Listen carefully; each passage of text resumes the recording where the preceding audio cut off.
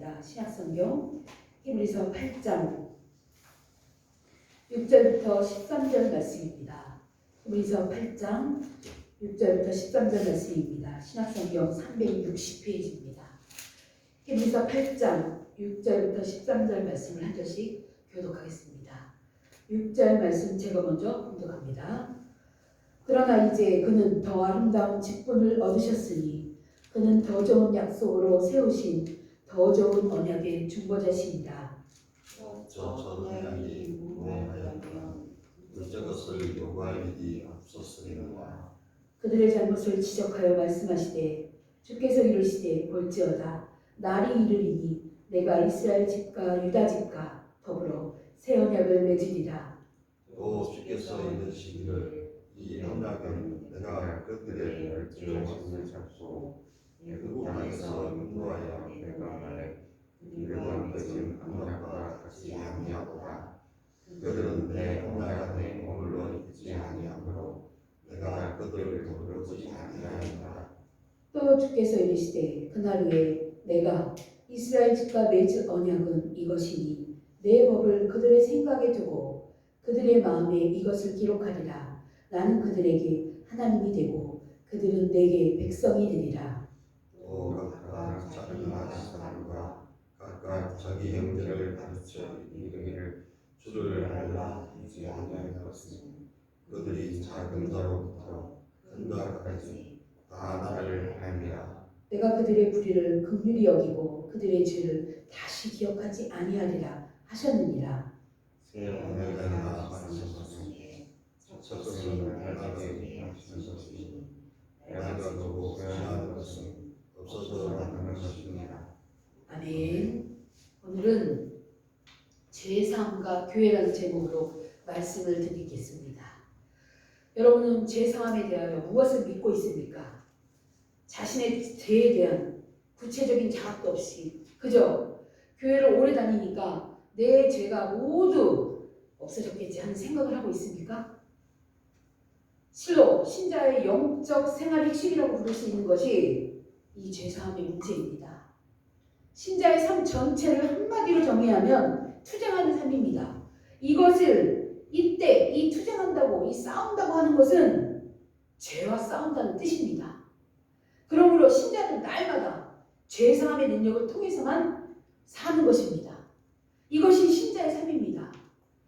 계속해서 죄를 짓고 있고 그런데 그 죄가 계속 용서되어지고 있고 이것이 신자의 삶인 것입니다. 여러분이 교회에 와서 누리는 기쁨 중에 가장 큰 것이 무엇입니까? 주님이 우리 죄를 용서해 주었다는 확신인 것입니다. 이 확신 속에 죄가 용서되어 있기 때문에 내가 하나님 앞에 설 수 있고 하나님 앞에 하나님을 아버지라 부를 수 있는 것입니다. 그리고 그분이 우리와 화목하게 되었다는 사실입니다. 우리는 하나님 앞에 절대 나아갈 수가 없어요. 하나님께 나아가면 그 자리에서 죽습니다. 죄 있는 자가 하나님 앞에 나갈 수가 없습니다. 왜냐하면 우리 하나님은 죄가 없으시고 거룩하시기 때문에 그렇습니다. 그런데 우리 죄가 용서되어서 그분과 우리가 화목하게 된 것입니다. 이보다 더 큰 신앙의 핵심은 없습니다. 그런데 오늘날 교회는 죄사함보다 각종 복받는 비결과 복받는 비결과 성공하는 것에 대한 그런 삶에 대한 이야기를 더 많이 합니다. 왜냐하면 성도들이 듣고 싶어하는 이야기를 하니까. 오늘날 많은 교회가 사람들의 마음을 긁는 설교를 하지 않고 죄를 회피하는 바람에 반대로 죄사함에 대해서도 말하지 않게 된 것입니다. 건강한 교회는 죄를 말하는 교회입니다. 여러분들은 죄인입니다. 매일매일 죄 회개를 하고 사과를 받으십시오. 이런 말을 하는 교회가 건강한 교회라는 얘기예요. 그래서 제가 속속들이 드러나고 나의 더러움이 드러나고 그래서 그 더러움과 추함과 그 부끄러움 때문에 우리 죄 대신 나 죄 대신 우리 죄를 용서하실 구세주가 필요하게 된 것이고 이 구세주를 통해서 내가 구원받은 것에 감사를 드릴 줄 아는 여러분들이 되어야 되는 것입니다. 이럴 때 거기에 진정한 교회가 있는 것입니다. 교회가 거룩하다 불리는 이유가 이 죄사함이 있기 때문에 그렇습니다. 교회가 자생적으로 거룩함이라는 능력을 보유하고 있는 것이 아니라 교회가 죄사함을 갖고 있기 때문에 그렇습니다. 왜냐하면 죄사함을 받은 한 명 한 명이 모인 곳이 교회이거든요. 여러분들 한 명 한 명이 교회예요. 여러분들이 모인 이 모임이 교회 공동체인 것입니다. 우리 주님의 몸입니다. 거룩하신 하나님이 교회인 우리를, 여러분들의 모든 죄를 사하셨기 때문에 그런 것입니다. 우리는 복음주의 영혼 아래 일반적으로 교회 없는 죄사함의 구조 속에서 살아왔습니다. 이 말이 무슨 말이냐면, 말씀을 듣는 것도 죄사함을 얻는 것도 항상 우리는 교회랑 관련 없이 내가 하나님과 독단적으로 주고받는 은혜라고 생각을 하고 있습니다. 이것이 잘못됐다는 것이에요. 내가 하나님과 개인적으로, 교회 없이 개인적으로 죄 용서받고 하나님의 자녀가 되고, 이 말도 틀린 말은 아닙니다. 그러나 우리 하나님은 분명히 교회 공동체 안에서 이 일을 이루셨어요. 그리스도께서 죄를 사하신다고 이 말을 들을 때 우리는, 우리 의식 속에는 내가 무릎 꿇고 하나님 앞에 예수님께 죄를 용서하면 그리스도께서 내 죄를 사해 주신다고 생각을 합니다. 우리에게 죄를 사하는 공동체로서의 교회라는 개념이 희박한 것이에요. 내가 개인적으로 하나님께 내 죄 용서하면, 내 죄를 고백하면 하나님이 예수님 통해 내 죄를 용서해 주셨어. 이것으로 끝난다는 얘기예요. 그러나 우리 하나님은 이렇게 교회를 세우지 않으셨습니다. 교회말로 하나님께서 죄를 소멸하기 위해 세우신 공동체입니다. 왜 그런지 창세기 11장에 나오는 내용을 통해서 여러분들이 말씀을 드리려고 합니다. 창세기 11장에는 뭐가 나와요? 바벨론 사건이 나옵니다. 이 바벨론 사건의 이 의는 바벨론 사건 이전에 노아 홍수가 있었어요. 노아 홍수를 통해 하나님께서 온 세상을 멸망시켰어요. 노아의 가족만 살아서 노아의 가족이 이 세상에 살아나면서 또다시 인간들이 번성하면서 나타난 사건이 바벨탑 사건이에요. 노아 홍수도 인간의 원초적인 죄악의 발동을 막을 수가 없었다는 것을 이 바벨론 사건을 통해서 보여주는데, 이 바벨론 사건에 의의가 있는 것입니다. 여러분들이 이 바벨론 사건을 통하여 죄는 없어지지 않는구나, 그걸 알아야 되는 거예요. 이 세상이 노아의 홍수로 멸망을 당했을지라도 죄는 없어지지 않구나, 그걸 깨달아야 되는 것입니다. 바벨탑 사건이 그걸 말해주고 있는 거예요. 하나님이 홍수로 세상을 멸절시키셨습니다. 그러나 죄는 사라지지 않았습니다. 그죠? 인류 피 속에 흐르고 있는 이 죄의 본성은, 이 우리의 죄성은 노아의 홍수 후손들을 통하여 불일 듯 일어나 하나님을 거역하는 바벨탑을 세운 것이에요. 바벨탑을 통해 열매를 맺게 된 거예요. 죄의 열매가 맺어졌다는 것이에요. 하나님은 바벨탑을 짓고 있는 사람들을 언어의 혼잡을 통해 흩으셨어요. 언어의 혼잡을 통해 사람들이 분열된 것이에요. 창세기 11장 5절에 이 바벨탑을 하나님께서 심판하시기 위해 여호와께서 친히 내려오셨더라, 이런 말씀이 있습니다. 우리 하나님께서, 여호와 하나님께서 심판을 위해 친히 강림하셨다는 내용이에요.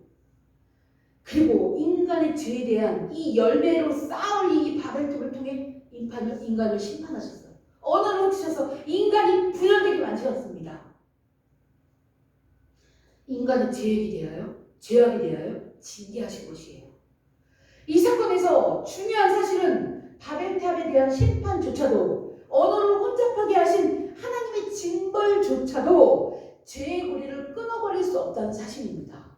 하나님께서 인간을 심판을 하셨을지라도 죄는 사라지지 않았습니다.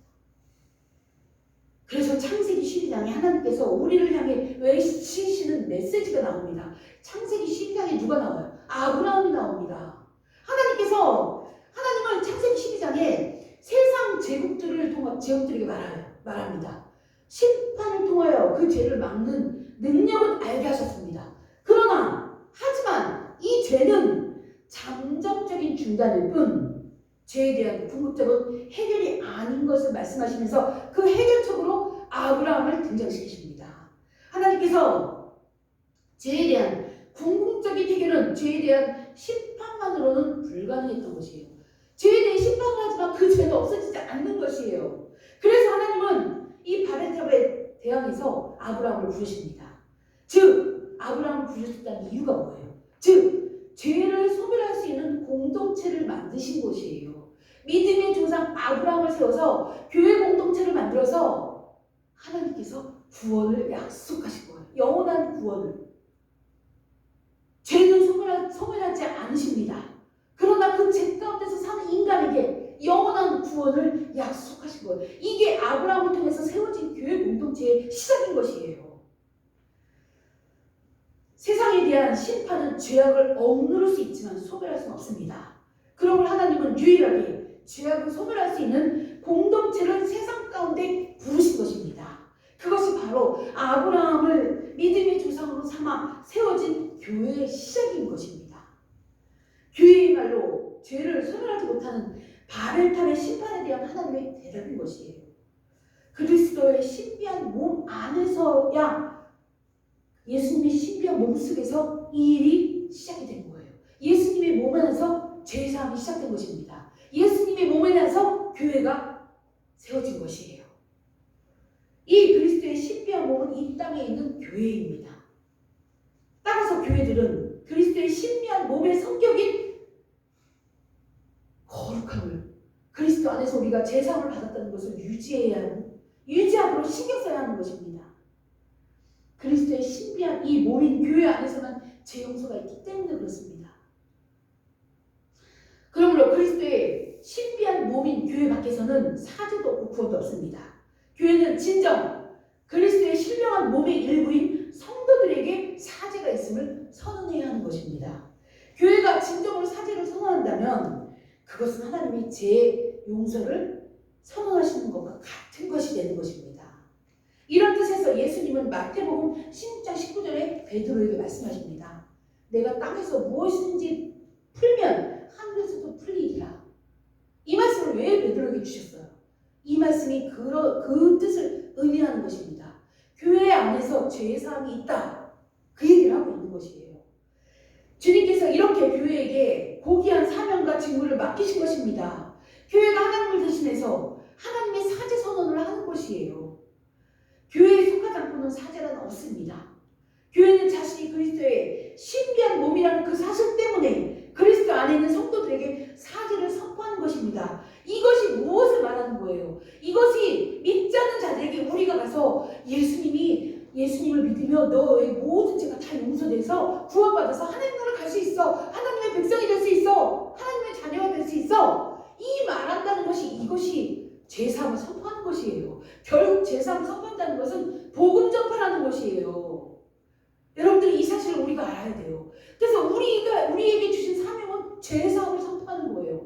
즉 이 죄사함을 선포한다는 것은 복음 전파라는 것입니다. 온 세상에 이를 알려야 될 사명을 가지고 복음 선포를 통해 사죄를 선언해야 하는 것이 우리들에게 주어진 사명이라는 것이에요. 교회인 여러분들이 이것을 해야 하는 것입니다. 그러나 죄 용서의 권한은 교회와 교육자에게 있는 것이 아니라 오직 하나님에게만 있습니다. 이것을 잘 기억하시고 주님을 알지 못하는 많은 영혼들에게 가서 죄의 사함을 받았다는 것을 선포하시는 여러분들이 되시기를 기도합니다. 신자는 교회에서 태어나서 교회를 통해 양분을 받고 자랍니다.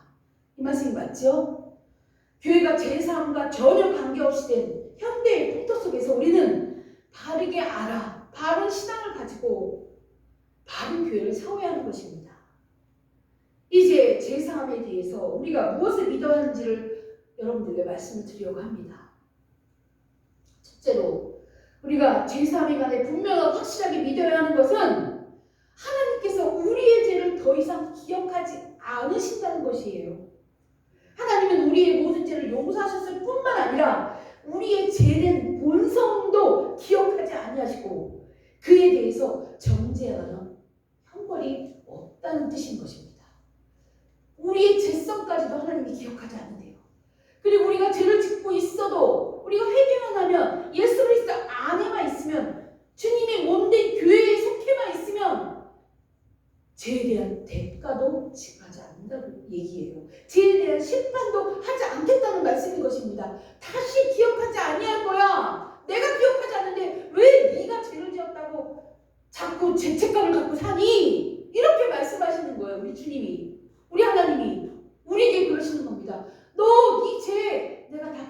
않아. 아니에요 주님, 저 죄 지었어요.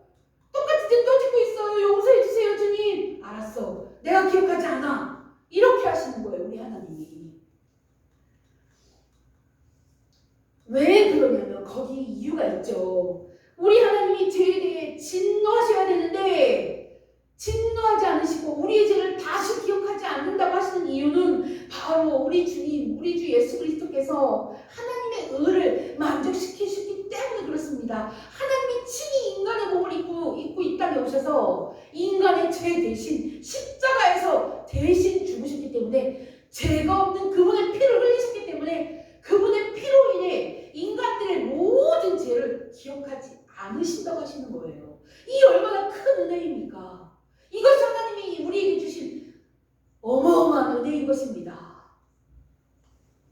하나님은 오늘 본문 말씀 8장 12절에 말씀하십니다. 8장 12절 말씀 너무 중요해요. 여러분들이 한 목소리로 한번 합독을 해보겠습니다. 8장 12절 말씀 합독하겠습니다. 8장 12절 말씀 시작. 내가 그들의 불의를 긍휼히 여기고 그들의 죄를 다시 기억하지 아니하리라. 오늘 본문 말씀이 주님이, 우리 하나님이 말씀하십니다. 내가 너희들의 죄를 다시 기억하지 아니할 거야. 오늘 여러분들이 읽은 이 본문 말씀은 하나님께서 이스라엘 백성에게 새 언약을 맺는 내용을 얘기하시는데, 내가 너희와 새 언약을 맺고 너희가 나의 백성이 되는 거야. 그래서 내가 너희 죄 다시 기억하지 아니할게. 그 말씀이 오늘 여러분들이 읽은 말씀이에요. 새 언약을 맺어서 너가 내 백성이 돼서 내가 너희 죄 다시 기억하지 않을 거야. 너희는 내 백성으로 내가 다스리는 나라에서 내 말만 잘 듣고 살면 돼. 내가 너희 죄 기억하지 않고 너희 죄에 대한 대가 다 용서해 줄게. 이런 약속의 말씀을, 에레미야 말씀을 오늘 히브리서에서 인용해갖고 우리에게 주시는 말씀인 거예요. 그런데 또 반대로 요한계시록 18장 5절에 이어 반대되는 내용의 말씀이 또 있어요. 제가 한번 읽어드리겠습니다. 요한계시록 18장 5절 말씀이에요. 그의 죄는 하늘에 사무쳤으며 하나님은 그의 불의한 일을 기억하신지라. 하나님이 그의 죄를 기억하시면서 심판을 내리겠다는 말씀이 요한계시록에 나옵니다. 이 말씀은 음녀 바벨론에 가신 말씀이에요. 음녀 바벨론. 하나님은 심판의 날에 바벨론을 멸절시키실 때 그가 행한 불의한 그 일들을 다 기억하실 것이라고 말씀하시면서 바벨론을 심판하겠다고 하신 말씀이 요한계시록에 나와요. 이 말씀은 정말 무시무시한 말씀입니다. 하나님이 모든 죄악을 빠짐없이 기억하신다는 말씀은 정말로 무서운 말씀이에요. 우리들은 정말 말도 할 수 없는 어마어마한 죄를 매일매일 수시로 끝없이 지으며 살고 있습니다. 우리 하나님께서 기억하신다고 하면 우리는 사랑할 자 한 명도 없어요. 또 요한계시록 16장 19절에도 비슷한 말씀이 나옵니다. 천사가 7번째 대접을 쏟자 큰 성이 세 갈래로 갈라지고 만국의 성들도 무너지니 큰 성 바벨론이 하나님 앞에 기억하신 바 되었다. 이 말씀이 나와요. 하나님이 기억하시면 모든 성이 다 멸망을 당한다는 얘기예요. 살아남을 자 한 명도 없다는 말씀인 거예요. 하나님이 큰 성 바벨론을 심판하실 때 심판하신 이유는 그들의 죄악을 기억하셨기 때문에 심판이 임한 것입니다. 성경에서 하나님이 인간의 행실을 기억하신다는 것은 그 죄에 대한 대가를 치르겠다는 말씀인 거예요. 이 얼마나 두렵고 떨리는 일입니까? 우리는 음녀 바벨론과 같은 존재들이에요. 사실은 음녀 바벨론이 나라고 여러분들이 생각하시면 돼요. 음녀 바벨론처럼 하나님이 그 죄를 기억하시면 우리는 뼈도 못 추립니다. 아무도 사랑할 자가 없습니다. 우리가 하나님 말씀 앞에 설 때 깨닫게 되는 것은 우리도 역시 저 바벨론처럼 멸망을 당할 존재라는구나, 그거를 깨달아야 합니다. 우리는 모두 다 바벨론과 함께 멸망에 처했어야 할 자들인 것입니다. 그러나 우리 하나님은 우리의 죄를 다시 기억하지 않는데요. 우리의 이 죄의 형벌로부터, 하나님의 진노로부터 우리는 벗어나게 된 것입니다. 하나님이 전적으로 내가 너희 죄 기억하지 않아야 할 거야 이렇게 말씀하시기 때문에 그런 거예요. 그 한마디 말씀 때문에 우리는 하나님 앞에 죄인이 아닌 거예요. 바벨론처럼 멸망당할 죄인들이 아닌 것입니다. 백성이 된 우리는 죄를 다시 하나님께서 우리 죄를 다시 기억하지 않는데요.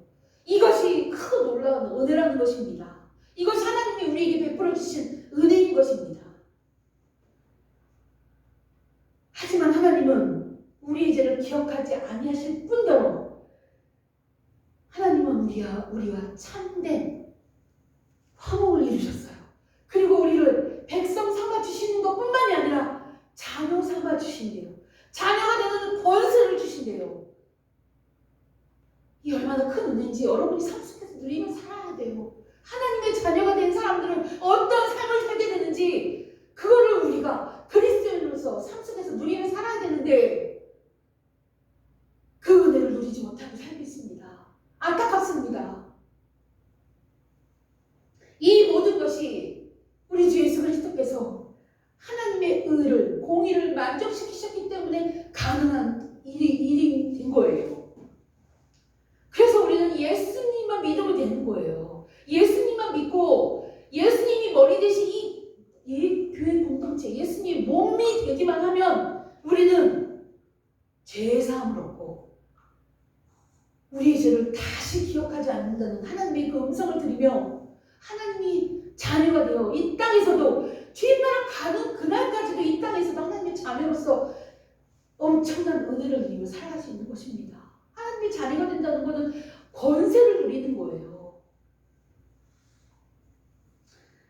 우리 주 예수 그리스도께서 십자가에서 우리 대신 이 죄의 형벌을 대신 담당하셨기 때문에 그 모든 것이 가능하게 된 것입니다.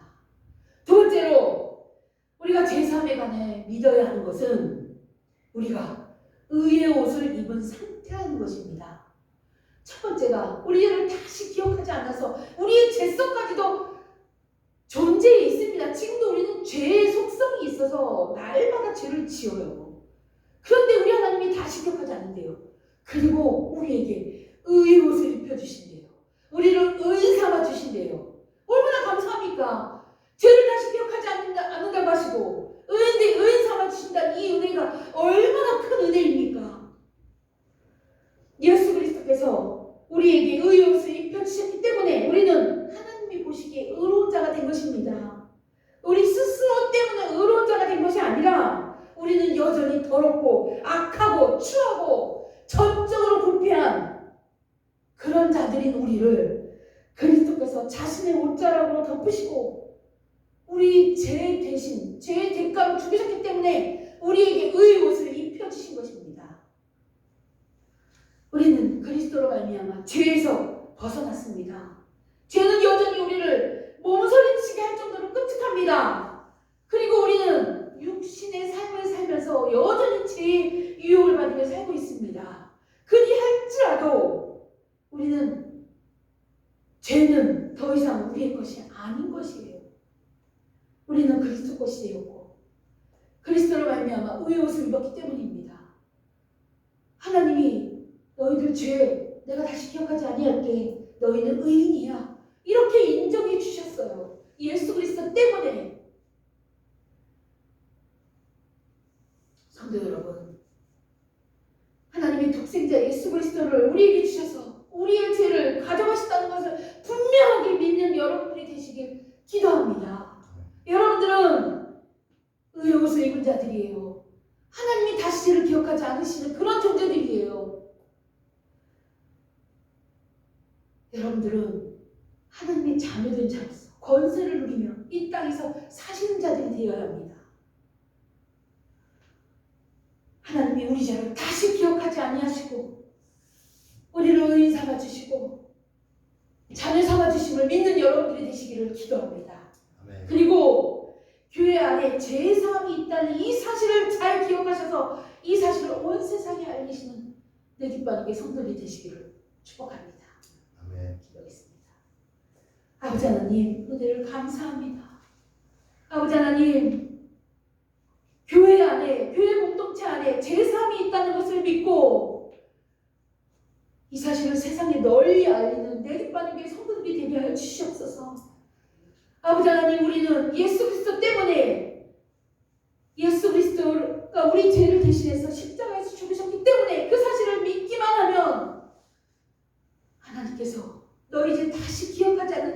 입히시고 의의 옷을 입혀주셨음을 믿고 이 세상에서 감사를 드리며 사는 내 뒷바둑의 성도들이 되게 하여 주시옵소서. 모든 영혼 주님께 올려드리며 감사드리며 우리 주 예수 그리스도의 이름으로 기도합니다. 아멘. 찬송가 561장 찬양 부르시면서 준비하신 예물 드리겠습니다.